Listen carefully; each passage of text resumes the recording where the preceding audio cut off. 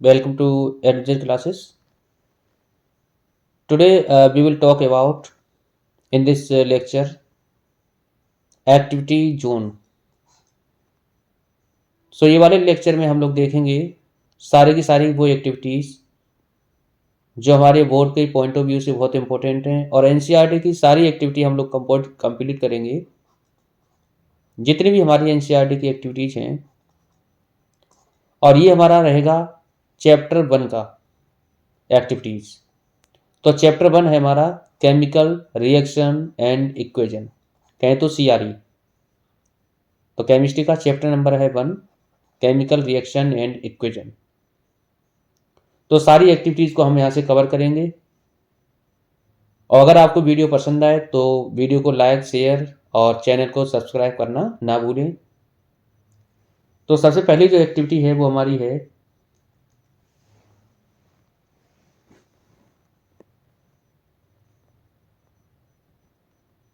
पहली जो एक्टिविटी है वो है बच्चों, ऑब्जेक्टिव क्या है? To study the combustion reaction. Combustion reaction के हम स्टडी करेंगे जो कि हमारी एक्सोथर्मिक रिएक्शन होगी by taking the example of burning of magnesium in air. मतलब यहाँ पर जो मैग्नीशियम है उसको हम बर्न करेंगे एयर में और जो हमारा कंबंशन होगा उसका रिएक्शन हम लोग पढ़ेंगे। तो यहाँ पर जो मटेरियल रिक्वायर्ड हैं वो कौन कौन से हैं? मैग्नीशियम रिबन लगभग हमने ले लिया कितना, 2 सेंटीमीटर लॉन्ग, एक sand paper, pair of Tong पकड़ने का काम करेगा, बर्नर जैसे हम लोग जलाएंगे और वॉच ग्लास। ठीक है, इसका प्रोसीजर क्या है? प्रोसीजर सबसे पहले आपको क्या करना है,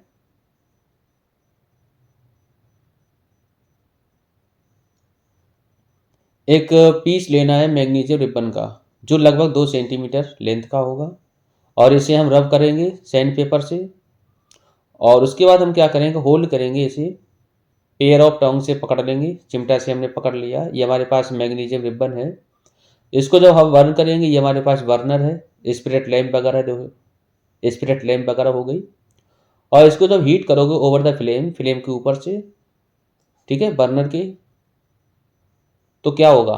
तो ये पूरा आपका एक्टिविटी दे रखा है, burning of magnesium ribbon in air. तो ये मैग्नीशियम रिबन है, इसको हम बर्न कर रहे हैं बर्नर से फ्लेम के ऊपर। तो ये मैग्नीशियम वाइट ऑक्साइड जो है, वाइट पाउडर है, वो हम क्या कर रहे हैं, वाच ग्लास में इकट्ठा कर रहे हैं। ठीक है, ऑब्जर्वेशन क्या है इसका? ऑब्जर्वेशन, तो जो मैग्नीशियम रिबन है वो बर्न कर है with dazzling in brilliant white flame. तो ये वाइट फ्लेम के साथ जल रहा है और white powder of magnesium oxide को फॉर्मेशन करा रहा है। केमिकल रिएक्शन क्या बनेगी? जो मैग्नीशियम है उसका जब रिएक्शन होगा ऑक्सीजन के साथ, जलेगा इन the presence of oxygen air, तो यहाँ से बनेगा मैग्नीशियम ऑक्साइड जो कि वाइट पाउडर होगा और निकलेगी हीट। कंक्लूजन क्या निकला यहाँ से कि जो रिएक्शन हमारी दे रखी है वो हमारी एक कंबंशन रिएक्शन है, एक्सोथर्मिक रिएक्शन है, यहाँ हीट निकल रही है और evolution of heat and light. ठीक है, तो ऑक्सीडेशन ऑफ मैग्नीशियम अकर, तो यहाँ पर ऑक्सीडेशन हो रहा है क्योंकि ऑक्सीजन का एडिशन हो रहा है। यहाँ से हमारे एक नोट पॉइंट है बहुत इंपॉर्टेंट, जो भी तुम्हारा मैग्नीशियम ऑक्साइड बना है इसे अगर हम पानी में डिजोल्व करें, जो मैग्नीशियम ऑक्साइड निकल के आया है पाउडर वाइट कलर का, इसे अगर आप पानी में डिजोल्व करेंगे तो ये क्या करेगा, मैग्नीशियम का हाइड्रोक्साइड बनाएगा। मतलब आपका जो मैग्नीशियम बना है पाउडर, ठीक है, और इसे जब MgO को जब पानी में मिलाओगे तो यहाँ से MgOH का होल ट्वाइस बनेगा। ठीक है, अब ये Mg का होल ट्वाइस जो है वो, उसका जो नेचर है वो कैसा होगा, बेसिक होगा। अगर हम लिटमस पेपर से टेस्टिंग कराएंगे तो ये रेड लिटमस को कैसा कर देगा, ब्लू। ठीक है, इससे संबंधित हमारे क्वेश्चन है जैसे combustion reaction is an example of physical change या केमिकल चेंज। तो जो कंबंशन रिएक्शन हमने देखी कैसा होगा, केमिकल चेंज होगा। What are the burning characteristic of magnesium ribbon? तो कैरेक्टरिस्टिक हमने कौन कौन सी देखी? तो जब एयर में हमने बर्न कराया तो डेजलिंग वाइट फ्लेम, ठीक है, डेजलिंग वाइट फ्लेम।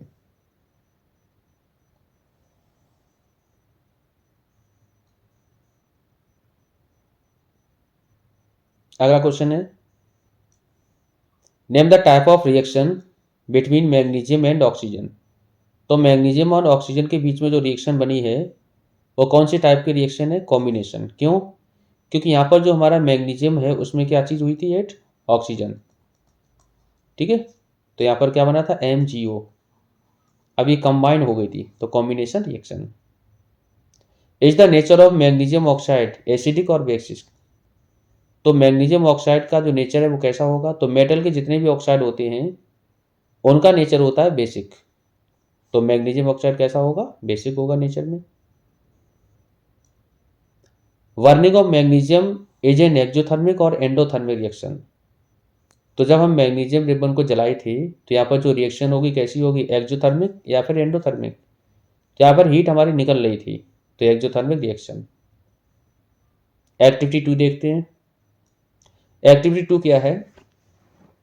इसका जो ऑब्जेक्टिव है वो है स्टडी एन एक्सोथर्मिक रिएक्शन या combination reaction with the help of reaction between calcium oxide and water. जो कैल्शियम ऑक्साइड है CeO, उसकी रिएक्शन हम कराएंगे पानी के साथ तो क्या मिलेगा?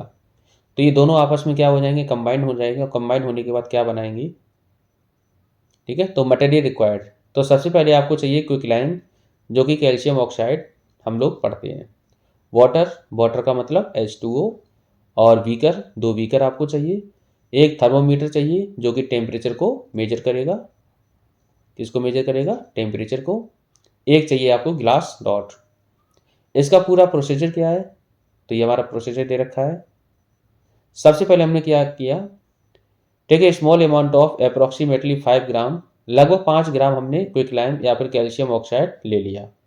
कैल्शियम ऑक्साइड CaO एक बीकर में with a glass rod in it, और इसके अंदर एक ग्लास रॉड को हमने डाल दिया। हमने कुछ पानी लिया, take some water in another beaker, और दूसरे बीकर में हमने कुछ वाटर ले लिया। इसका टेम्परेचर हमने मेजर किया। अब वो वाले पानी को हमने क्या किया? Now the add water slowly to the beaker containing quicklime, और जिस बीकर के अंदर हमारा क्विकलाइम भरा हुआ था उसमें हमने पानी को डाल दिया। और जैसे ही पानी डालोगे तो यहाँ पर रिएक्शन होना स्टार्ट हो जाएगी। ऑब्जर्व द चेंज, ऑब्जर्व करो क्या चेंज हो रहा है, and note the temperature of the solution form. और जो सॉल्यूशन फॉर्म हो रहा है उसका हम टेम्परेचर मेजर करेंगे with the help of thermometer. तो जब भी हमारे पास कोई चूना दे रखा है, क्विकलाइम दे रखा है, उसमें जब पानी डालेंगे तो यहाँ पर दोनों के बीच में रिएक्शन होगी, और जब रिएक्शन होगी तो यहाँ पर क्या होगा? हीट बढ़ेगी, हीट बाहर निकलेगी। तो यहाँ पर हम क्या करेंगे? थर्मोमीटर से टेम्परेचर फिर से मेजर करेंगे। तो जब फिर से मेजर करोगे तो यहाँ पर टेम्परेचर राइज होगा, और फॉर्मेशन किसका होगा? तो फॉर्मेशन यहाँ पर होता है सिलेक्ट लाइम। सिलेक्ट लाइम का फॉर्मूला होता है CaOH का होल ट्वाइस, बुझा हुआ चूना।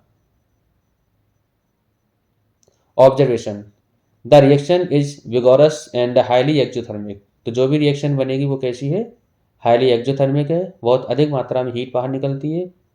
टेम्परेचर राइजेस, टेम्परेचर राइज होता है, और रिएक्शन जैसे जैसे आगे बढ़ेगी वैसे वैसे। तो यहाँ पर हमारी केमिकल रिएक्शन क्या बनेगी? क्विकलाइम हमारे पास होता है कैल्शियम ऑक्साइड CaO जो कि सॉलिड स्टेट में है। एक हमारे पास है H2O वाटर। इन दोनों, ये दोनों जब हमारे कंबाइन होंगे तो बनेगा CaOH का होल ट्वाइस, जिसे हम बोलते हैं सिलेक्ट लाइम। कैल्शियम हाइड्रोक्साइड, बुझा हुआ चूना, और अधिक मात्रा में क्या निकलेगी? हीट। कंक्लूजन क्या निकला? कि it is a combination reaction. ये हमारी कॉम्बिनेशन रिएक्शन है और एक्सोथर्मिक नेचर में। तो कैल्शियम ऑक्साइड में जब पानी हमने मिलाया तो क्या मिला? कैल्शियम हाइड्रोक्साइड, और हीट निकल ली बाहर। तो ये हमारा कौन सा है? Exothermic reaction.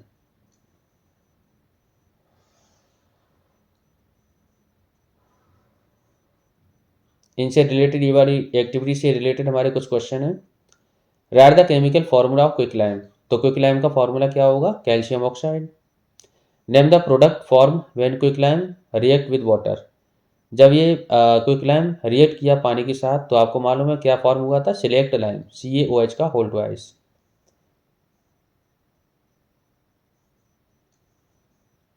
Is there any change in temperature during the above reaction, जब ऊपर रिएक्शन हो रही थी CaO प्लस H2O, तो यहाँ पर कोई टेम्परेचर में चेंज हुआ था? बिल्कुल हुआ था। टेम्परेचर क्या हुआ था? राइज हो रहा था। सॉल्यूशन हमारे पास कोई भी दे रखा है, solution of a substance X, तो X सब्सटेंस का कोई भी सॉल्यूशन है और जो कि हमने वाइट वॉशिंग में प्रयोग कर रखा है, तो वो सब्सटेंस का आपका नाम बताना है। तो हमें मालूम है कि सब्सटेंस है और उसका सॉल्यूशन हो। सॉल्यूशन का मतलब कोई क्लाम को जब हमने पानी में डुबोया, ठीक है, तो हमें मिलेगा क्या? बुझा हुआ चूना, जिसका प्रयोग हम कहाँ करते हैं? वाइट वॉशिंग में करते हैं। दीवारों की सफ़ेदी करने में हम लोग इसका प्रयोग करते हैं। Name the compound use to test the evolution of carbon dioxide. अब हमें बताना है कि कार्बन डाइऑक्साइड की हम टेस्टिंग किस तरह से करें। तो जो भी कैल्शियम हाइड्रोक्साइड है CaOH का होल ट्वाइस फ्रेशली प्रिपेयर्ड होता है, इसे हम लाइम वाटर भी बोलते हैं। क्या बोलते हैं बच्चों? Lime water. तो दूसरा नाम होगा लाइम वाटर। तो दोनों नाम सही हैं इसके, lime water, quick lime, sorry select lime, बुझा हुआ चूना। तो इससे लाइम वाटर से हम क्या करेंगे? जब कार्बन डाइऑक्साइड को पास कराते हैं, कार्बन डाइऑक्साइड से पास कराओगे तो आपको CaCO3 मिलेगा, ठीक है। और क्या मिलेगा? वाटर। मतलब जब भी आप क्या करते हैं? सफ़ेदी कर देते हैं, वाइट वॉशिंग करते हैं, तो वाइट वॉशिंग करने के बाद क्या है, कुछ समय के बाद 2 या 3 से 4 दिन के बाद वहाँ पर क्या होती है? एक लेयर बन जाती है बहुत पतली, जो बहुत शाइनिंग होती है, ठीक है। वो कैल्शियम कार्बोनेट की ही होती है। अगला हमारा जो एक्टिविटी है वो क्या है? एक्टिविटी 3, वो है to study the decomposition of ferrous sulphate. बहुत बहुत इंपॉर्टेंट है फेरस सल्फेट का डिकम्पोजिशन। तो यहाँ पर जो मटेरियल रिक्वायर्ड होगा वो कौन सा होगा? पहला होगा फेरस सल्फेट, लगभग 2 ग्राम क्रिस्टल। एक बॉइलिंग ट्यूब की जरूरत पड़ेगी, बर्नर की जरूरत पड़ेगी और पेयर ऑफ टोंग, चिमटा की जरूरत पड़ेगी, ठीक है। इसका प्रोसीजर क्या है? तो प्रोसीजर यहाँ जो बना हुआ है, सबसे पहले क्या करना है अपन को? कुछ फेरस सल्फेट को ले लेना है, क्रिस्टल को ले लेना है। तो हमारे पास कोई एक ड्राई टेस्ट ट्यूब है, इसके अंदर हमने फेरस सल्फेट को भर दिया। इसको हम हीट करेंगे, ठीक है। हीट किया और यहाँ पर चेंज देखेंगे। तो फेरस सल्फेट के क्रिस्टल हमने इसके अंदर भर रखे हैं, चिमटा से इसको हमने पकड़ रखा है। तो जब भी हम इसको हीट करेंगे तो पहले क्या होगा? यहाँ से जो भी फेरस सल्फेट होगा, इसके जो वाटर के मॉलिक्यूल होंगे वो हमारे डिकम्पोज हो जाएंगे, अलग हो जाएंगे। अब पानी खत्म होने के बाद क्या होगा? ये हमारा फेरस सल्फेट अब जलना स्टार्ट होगा। जब जलेगा तो हमारे कौन सी गैस निकलेंगी? सल्फर के ऑक्साइड, मतलब SO2 और SO3। और यहाँ पर जो हमारी जो गैस होंगी बहुत ही ज़्यादा बेकार होंगी, ऑर्डर इसका बहुत ख़राब होगा, ठीक है, स्मेल। तो इसके पास इसे सावधानी से करना है, इसके पास अपने मुंह को नहीं लाना है। ऑब्जर्वेशन क्या है? जब भी हमने ग्रीन कलर का फेरस सल्फेट क्रिस्टल हमने हीट किया, तो जो हमारा फेरस सल्फेट है, ध्यान रखना उसका कलर कैसा होता है? Fe2SO4। तो यहाँ पर बनेगा Fe2SO4 इंटू में 7H2O। तो इसका कलर हमारे पास है ग्रीन। इसको जब हीट करोगे तो ये सबसे पहले वाइट पाउडर में कन्वर्ट होगा, एनहाइड्रस सॉल्ट। मतलब जब हम इसको हीट करेंगे तो बनेगा आपको क्या? FeSO4 केवल बनेगा। उसके बाद जब फर्दर हीट करेंगे तो ये ब्राउन कलर का रेजिड्यू फॉर्म हो जाएगा, ठीक है। और करेक्टरिस्टिक ऑर्डर होगा किसका? सल्फर। तो सल्फर के जब जलेगा तो जाके उसकी स्मेल आएगी। तो यहाँ पर रिएक्शन आपको कुछ इस तरह से देखने को मिलेगी, ठीक है। बात समझ में आ रही है? तो यहाँ पर FeSO4 नहीं होता है, केवल क्या होता है? FeSO4 होता है, ठीक है। तो यहाँ पर केमिकल रिएक्शन क्या है? तो हमारे पास सबसे पहले ग्रीन कलर का क्रिस्टल दे रखा है FeSO4 फेरस सल्फेट। इसको जब हमने बर्न किया तो आपको डर्टी वाइट कलर का क्या मिला? फेरस सल्फेट मिला, FeSO4, और पानी अलग हो गया। अब ये जो हमारा डर्टी वाइट है फेरस सल्फेट, इसको हम क्या करेंगे? फिर से हम हीट करेंगे फर्दर। जब फर्दर हीट करोगे तो हमारा क्या है? फेरिक ऑक्साइड अलग मिल जाएगा ब्राउन कलर का, जो कि रेजिड्यू होगा, और सल्फर के ऑक्साइड निकलेंगे, ठीक है। तो ये बहुत बहुत इंपॉर्टेंट केमिकल रिएक्शन है, याद रखना। कंक्लूजन क्या निकला? This reaction is an example of dehydration and thermal decomposition. Dehydration का मतलब है कि यहाँ पर जो पानी है वो क्या हो रहा है? अलग हो रहा है, रिमूव हो रहा है, तो डिहाइड्रेशन। और थर्मल डिकम्पोजिशन, तो हीट करने से क्या, ये डिकम्पोज हुआ, तो thermal decomposition. As the crystal first lose water molecule, सबसे पहले इसने क्या किया, अपने वाटर के मॉलिक्यूल को लूज किया हीट करने पे, then break into constituent on heating, उसके बाद ये हीट करने पे टूटने लगा, डिकम्पोज होने लगा और क्या निकाला, SO2 और SO3 का फॉर्मेशन किया। ठीक है, तो ये पूरी कहानी है। अब नीचे देखते हैं, कंक्लूजन देख लिया हम लोगों ने, कुछ इससे रिलेटेड सवाल हैं। What is the formula of crystalline ferrous sulphate? तो क्रिस्टलाइन फेरस सल्फेट का फॉर्मूला है FeSO4 7H2O। What is the other name of hydrated ferrous sulphate? तो हाइड्रेट फेरस सल्फेट का जो कलर है या दूसरा जो नाम होगा वो होगा ग्रीन विट्रियोल। ठीक है, green vitriol. Name the product form when anhydrous ferrous sulphate is heated. Anhydrous का मतलब ये होता है कि उसमें पानी की मात्रा नहीं है। ठीक है, तो जब इसको हम हीट करेंगे तो फेरस सल्फेट क्या करेगा, फेरिक ऑक्साइड को बना देगा और सल्फर के ऑक्साइड को बनाएगा। ठीक है, what is the type of reaction when crystal of ferrous sulphate are heated strongly? तो यहाँ पर थर्मल डिकम्पोजिशन होएगा। What is valency of iron? Iron sulphate की वैलेंसी क्या होगी? तो valency of iron ferrous sulphate +2। ठीक है, Fe +2। अगली एक्टिविटी क्या है? अगली एक्टिविटी हमारे पास है to study the electrolysis of water. Water का इलेक्ट्रोलिसिस देखेंगे। हमारे पास मटेरियल रिक्वायर्ड, ये भी हमारी कौन सी रिएक्शन है? डिकम्पोजिशन रिएक्शन है, लेकिन इलेक्ट्रोलिसिस है, इलेक्ट्रिसिटी हम पास कराएंगे। ठीक है, तो सबसे पहले आपको लेना है प्लास्टिक मग विद 2 होल और कुछ ड्रॉप हमने कंसेंट्रेटेड सल्फ्यूरिक एसिड ले लेना है, 2 ग्रेफाइट रोड ले लेनी है जो कि हमारा इलेक्ट्रोड का काम करेगा, 2 टेस्ट ट्यूब लेनी है, वाटर लेना है, वायर लेनी है और बैटरी लेनी है 6 वोल्ट की। इसका जो प्रोसीजर है वो क्या है? तो प्रोसीजर क्या करना है, सबसे पहले हमने प्लास्टिक मग ले लेना है, उसको ड्रिल करना है, 2 होल करने हैं नीचे और रबर स्टॉपर लगा देने हैं और ग्रेफाइट की 2 हमने रॉड लगा ली जो कि इलेक्ट्रोड का काम करेगा और दोनों इलेक्ट्रोड को हमने 6 वोल्ट बैटरी से कनेक्ट कर देना है वायर की हेल्प से। और उसके बाद क्या करना है, फिल करना है मग को अप टू हाफ, आधी गहराई तक उसको फिल कर देना है और ऐसी एडुलेटेड वाटर, ठीक है, उसमें थोड़ा बहुत एसिड मिला के और इलेक्ट्रोड पूरी डूब जाए इतना हमें पानी भरना है। ठीक है, मग में। उसके बाद क्या करना है, take 2 test tube, 2 test tube को लेंगे और fill with water and invert them, पानी से भरने के बाद उसको इन्वर्ट कर देंगे दोनों इलेक्ट्रोड के ऊपर। अब हम क्या करेंगे, जो भी गैस निकलेगी उसे हम ऑब्जर्व करेंगे। ठीक है, तो जो गैस निकलेगी उसे हम ऑब्जर्व करेंगे। तो यहाँ पर ये हमारा पूरा प्रोसीजर बना हुआ है। ये हमारे पास क्या है, मग है, मग में हमने 2 क्या करे, होल करे। होल करने के बाद यहाँ पर 2 हमने ग्रेफाइट के वो लगा दिए इलेक्ट्रोड, यहाँ पर हमने वायर कनेक्ट कर दिया, 6 वोल्ट की बैटरी हमने लगा दी, ये रबर स्टॉपर है। ठीक है, इसके ऊपर से हमने क्या करा, पानी भर दिया। पानी हमने इतना भरा कि जिससे इलेक्ट्रोड हमारे पूरे डूब जाएं और हमने इन्वर्टेड ग्लास ट्यूब ली, उसको हमने इसके ऊपर लगा दिया पानी भर के। अब क्या करेंगे, जो भी गैस निकलेगी उसे हम ऑब्जर्व करेंगे। ठीक है, तो ये वाले से हमारा निकलेगा हाइड्रोजन गैस, ये वाले से निकलेगी ऑक्सीजन गैस निकलेगी, लेकिन किस मात्रा में निकलेगी इसको भी विशेष आप ध्यान रखेंगे। ठीक है, तो ऑब्जर्वेशन क्या होगा, आफ्टर सम टाइम, कुछ समय के बाद आप देखेंगे कुछ गैस के बबल अराइजिंग होगी, कहाँ, वाटर में, दोनों इलेक्ट्रोड के ऊपर। तो बबल के फॉर्म में गैस का अवोल्यूशन होगा। गैसेस फॉर्म एट 2 इलेक्ट्रोड, दोनों इलेक्ट्रोड पे होगा, gone collecting in the top part, और दूसरे ऊपर जो पार्ट है उसके ऊपर क्या हो जाएगा, वो कलेक्ट होने लगेगी, जो हमने इनवर्ट टेस्ट ट्यूब कर रखी थी। In one test tube 8 cathode, the volume of the gas H2 is double than the other O2 at anode. मतलब यहाँ पर जो गैस बनेगी कैथोड पे जो निकल रही है,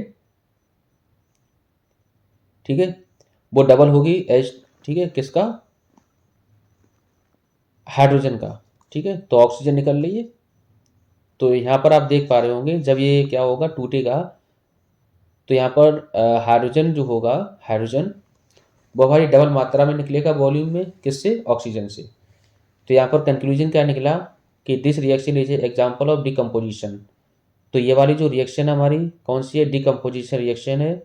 as it take place by passing electric current, जैसे जैसे इलेक्ट्रिक करंट पास कराओगे, so it is called electrolysis. तो ये वाला प्रोसेस कौन सा होगा, इलेक्ट्रोलिसिस इन वाटर। पानी में क्या होता है, H2 एंड O2, H2 और A2 हमारे जो हैं वो किस रेशियो में प्रेजेंट होते हैं, तो 2:1 में प्रेजेंट होते हैं, हमेशा ध्यान रखना।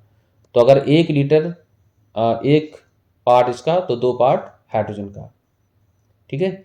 अगर मान के चलो थोड़ा सा फ्यू ड्रॉप हम एसिड के मिला दें पानी में, तो ये क्या हो जाएगा, अच्छा कंडक्टर का काम करेगा इलेक्ट्रिसिटी के, ठीक है। अगर हम एसिड ना मिलाएं तो हमें ज़्यादा बैटरी की आवश्यकता पड़ेगी, ज़्यादा पोटेंशियल की आवश्यकता पड़ेगी। कुछ क्वेश्चन हैं ये वाली एक्टिविटी से रिलेटेड, किस तरह बन सकते हैं। Which one is chemical change, electrolysis of water और sodium chloride expose in sunlight. तो electrolysis of water is chemical change, ठीक है। इन व्हाट रेशियो, H2 और O2, तो H2 और O2 हमने बता दिया 2:1 में प्रेजेंट होता है। Why decomposition reaction of water is called electrolysis. Electrolysis हम क्यों पढ़ते हैं, क्योंकि हम यहाँ पर डिकम्पोजिशन करा रहे हैं, लेकिन किसकी हिसाब हिसाब से करा रहे हैं, किसका एक्शन करवा रहे हैं, इलेक्ट्रिसिटी का। तो जब भी डिकम्पोजिशन कराने के लिए इलेक्ट्रिसिटी की जरूरत पड़े तो हमारा वो पढ़ेंगे कौन सा, डिकम्पोजिशन रिएक्शन, कौन सा, electrolysis. What conclusion can you draw from electrolysis of water. तो इलेक्ट्रोलिसिस जब वाटर का हो रहा था तो हम लोगों ने देखा कि वाटर ये हमारा है वो क्या है, 2 पार्ट हाइड्रोजन और 1 पार्ट ऑक्सीजन से मिलकर बना हुआ है। इसी तरह से जो फॉर्मूला है वो क्या बना, H2O। Name the gas which burn with pop sound. तो पॉप साउंड के साथ कौन सी गैस बर्न होती है, हाइड्रोजन गैस, याद रखना, ठीक है। तो हाइड्रोजन गैस की अगर टेस्टिंग आपको करनी है तो जो भी बबल निकल रहे उसके पास क्या है, जलती हुई कैंडल लेके आ जाओ, तो पॉप साउंड के साथ चलेगी। अगली जो हमारी एक्टिविटी है वो है कौन सी, ऑब्जेक्टिव क्या है इसका, to study the effect of sunlight on silver chloride. तो सिल्वर क्लोराइड जो है उसके ऊपर सनलाइट का क्या प्रभाव पड़ेगा। तो यहाँ पर बच्चों ध्यान रखना, जो डिकम्पोजिशन रिएक्शन है, डिकम्पोजिशन रिएक्शन वो हमारी 3 टाइप की होती हैं। एक होती है थर्मल, ठीक है, दूसरी हमारी होती है इलेक्ट्रोलिसिस,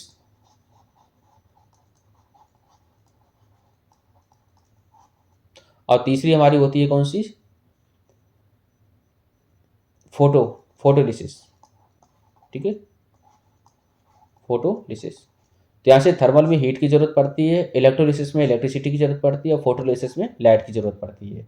तो 2 हम लोगों ने पढ़ ली, अब हम लोग पढ़ेंगे कौन सी, फोटोलिसिस वाली, ठीक है। तो सनलाइट की प्रेजेंस में हम क्या करेंगे, सिल्वर क्लोराइड को रखें। तो यहाँ मटेरियल रिक्वायर्ड, तो silver chloride in China dish, तो चाइना डिश और सिल्वर क्लोराइड।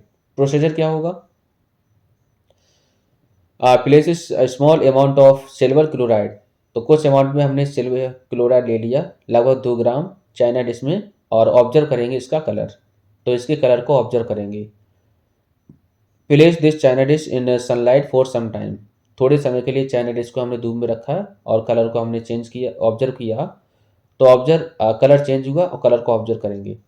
ऑब्जर्वेशन क्या आया, थोड़े समय के बाद जो है उसका जो कलर है वो कैसा हो गया, ग्रे, कैसा हो गया, ग्रे।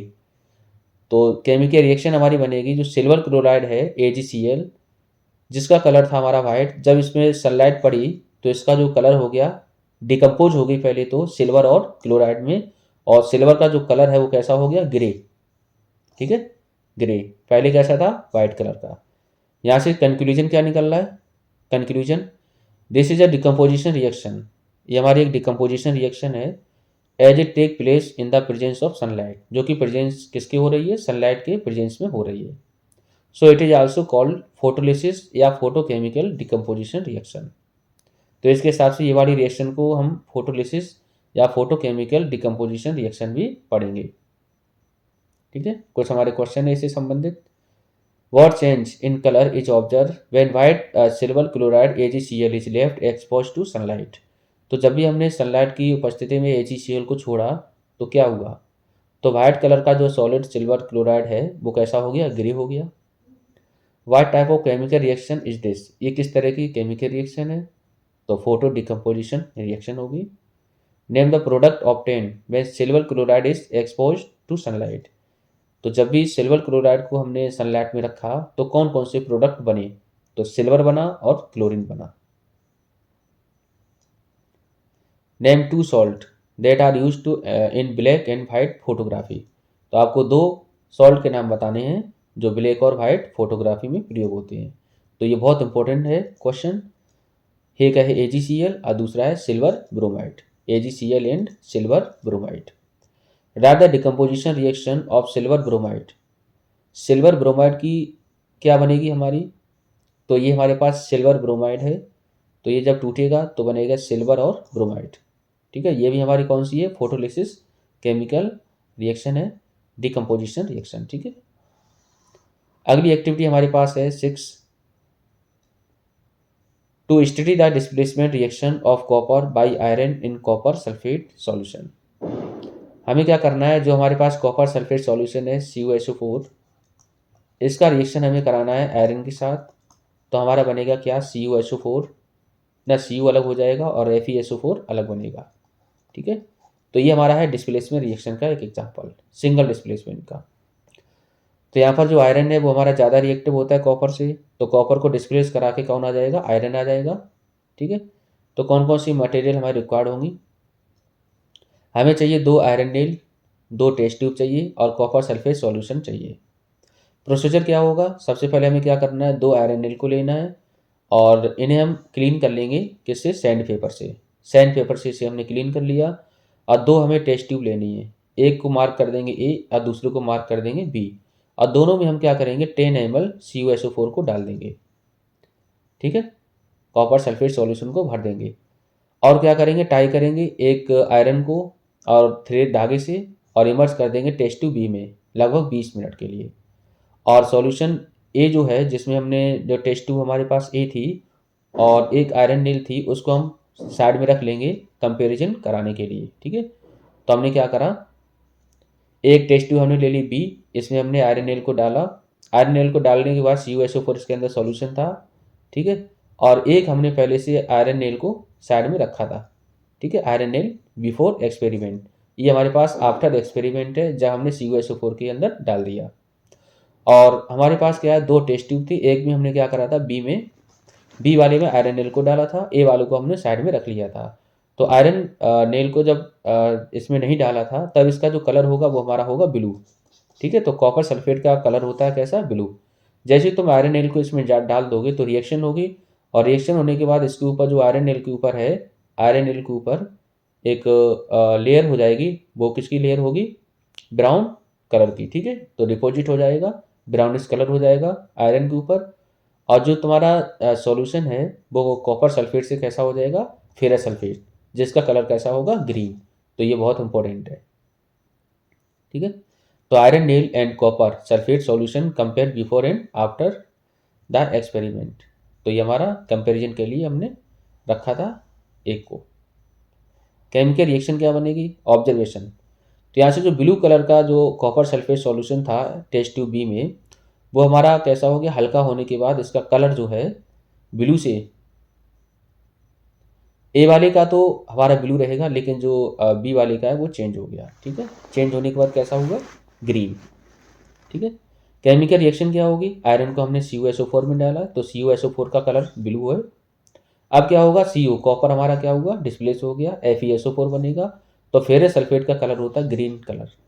ठीक है, तो जब भी हम टेस्ट ट्यूब में क्या करेंगे, कॉपर सल्फेट सॉल्यूशन डालेंगे, उसके अंदर आयरन नेल डालेंगे, तो आयरन नेल के ऊपर एक हमारी ब्राउन लेयर बन जाएगी और उसका जो कलर है सॉल्यूशन का कैसा हो जाएगा, ग्रीन। ठीक है, कंक्लूजन क्या लिया, यहाँ पे जो मोर रिएक्टिव एलिमेंट है, मोर रिएक्टिव एलिमेंट आयरन, वो क्या करा, डिस्प्लेस कर दिया कॉपर को, किससे, कॉपर सल्फेट सॉल्यूशन से। तो इसलिए हमारी जो रिएक्शन बनी वो कौन सी रिएक्शन होगी, displacement reaction. Check yourself, question किस तरह बनेंगे, What change in the color of iron nail and copper sulfate solution do you observe after keeping the iron nail dip in copper sulfate solution for about 20 minutes? जब हमने 20 minute तक रखा copper sulphate solution के अंदर iron nail को, तो आपने क्या ऑब्जर्व किया, तो आयरन नेल है वो हमारी ब्राउनिश कलर की हो गई थी, और ब्लू कलर का जो हमारे पास सॉल्यूशन था कॉपर सल्फेट का, वो फेड हो गया। ठीक है, क्या बना, फेरस सल्फेट ग्रीन कलर का। Why the blue colour of copper sulphate fade by adding iron nail, ऐसा क्यों हुआ, कलर क्यों चेंज हुआ, तो ये इसलिए हुआ क्योंकि जो हमारा Cu है वो CuSO4 से गायब हो गया सॉल्यूशन, और नया हमारा प्रोडक्ट बना जो कि FeSO4, ठीक है, और कॉपर मेटल। तो इस तरह से ये अलग कंपाउंड होने की वजह से कलर चेंज हुआ। What is the formula of crystalline copper sulphate? तो क्रिस्टलाइन कॉपर सल्फेट का जो फॉर्मूला होता है वो होता है CuSO4 और 5H2O। Is it safe to store the solution of iron sulphate in copper vessel? क्या कॉपर वेसल में हम इसको सेफ रख सकते हैं? किसको? आयरन सल्फेट को। तो बिल्कुल रख सकते हैं। It is safe store iron sulphate solution in copper vessel because copper is less reactive. क्योंकि जो कॉपर है वो हमारा कम रिएक्टिव है, तो हम बिल्कुल आसानी से रख सकते हैं, उसमें कोई दिक्कत नहीं है, ठीक है। Name the type of reaction in the above activity. तो ऊपर जो एक्टिविटी है वो हमारी कौन सी टाइप की रिएक्शन भी है? रिडॉक्स रिएक्शन भी है, redox displacement reaction, displacement reaction. अगली जो एक्टिविटी है वो भी हमारी बहुत इंपॉर्टेंट है, ये भी डबल डिस्प्लेसमेंट रिएक्शन के ऊपर है। To study the double displacement reaction of barium chloride in sodium sulphate, बहुत बहुत इंपॉर्टेंट है। यहाँ पर मटेरियल रिक्वायर्ड कौन कौन सा होगा? टेस्ट ट्यूब, 2 टेस्ट ट्यूब आपको लेनी है, 3 ml बेरियम क्लोराइड सॉल्यूशन और 3 ml आपको सोडियम सल्फेट सॉल्यूशन लेना है, स्टेरर रॉड लेनी है एंड कॉनिकल फ्लास्क लेना है, ठीक है।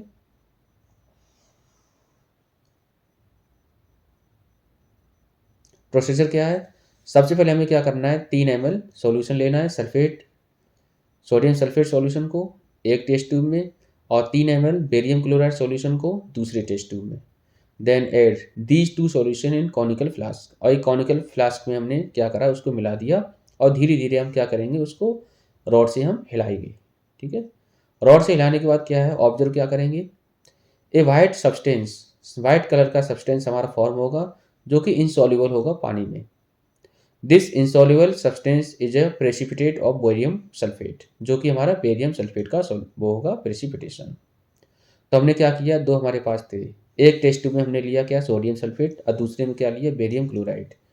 दोनों को हमने एक कॉनिकल फ्लास्क में मिलाया, मिलाने के बाद क्या हुआ, BaSO4 बना, बेरियम सल्फेट, जो कि वाइट कलर का क्या है, प्रेसिपिटेट है, और बनेगा सोडियम क्लोराइड, ठीक है। कंक्लूजन क्या निकला, the reaction is an example of double displacement reaction and precipitation. तो ये वाली जो रिएक्शन है वो हमारी डबल डिस्प्लेसमेंट रिएक्शन भी है और प्रेसिपिटेशन का फॉर्मेशन कर रहा है, तो ये रिएक्शन का नाम प्रेसिपिटेशन रिएक्शन भी होगा। अच्छा, डबल डिस्प्लेसमेंट रिएक्शन हम कैसे पहचानेंगे? तो यहाँ पर क्या होता है, जैसे मान के चलो हमारे पास A पॉजिटिव है, अब B निगेटिव है, प्लस C पॉजिटिव और D निगेटिव, तो यहाँ पर आयन का आपस में एक्सचेंज होता है। तो A प्लस है तो A प्लस वाला यहाँ से B निगेटिव वाला उठाएगा, तो A प्लस बनेगा, D निगेटिव बनेगा, प्लस C प्लस बनेगा और B निगेटिव। तो आयन का आपस में एक्सचेंज हो जाता है इस, और यहाँ से हमारी डबल डिस्प्लेसमेंट बन जाती है। तो यहाँ से एक बार देख लो, सोडियम है तो सोडियम के ऊपर कैसा होता है, पॉजिटिव, तो इसका निगेटिव उठाना है, तो Cl निगेटिव है और सोडियम पॉजिटिव, तो NaCl बन गया, देखो। और यहाँ से क्या है, निगेटिव उठाना है, यहाँ से पॉजिटिव उठाना है, तो Ba प्लस होता है, SO4 निगेटिव, तो यहाँ से BaSO4 बन गया। तो डबल डिस्प्लेसमेंट रिएक्शन में क्या होता है, आयन का आपस में एक्सचेंज होता है, ठीक है। कुछ हमारे क्वेश्चन है, name the reaction in which 2 compound exchange their ions to form 2 new compound. तो यहाँ पर जब आयन का एक्सचेंज होगा आपस में, तो ये वाली रिएक्शन को हम बोलते हैं double displacement reaction. What is the insoluble substance formed in a reaction between barium chloride and sodium sulfate? तो बेरियम क्लोराइड और सोडियम सल्फेट वाली सॉल्यूशन में जो प्रेसिपिटेट बना था वो हमारा था बेरियम सल्फेट, जो कि कलर था कैसा, white colour. What is the colour of barium sulphate? तो हमने बता दिया कैसा है, वाइट कलर है। State the physical condition of reactant in which the reaction between barium chloride and sodium sulphate will not take place. तो reaction will not take place if the 2 reactant are in the solid state. अगर मान के चलो दोनों हमारे solid state में, तो कोई भी रिएक्शन नहीं होगी, इसको भी आप ध्यान रखना। Right the chemical equation of ammonium sulphate is used in place of sodium sulphate.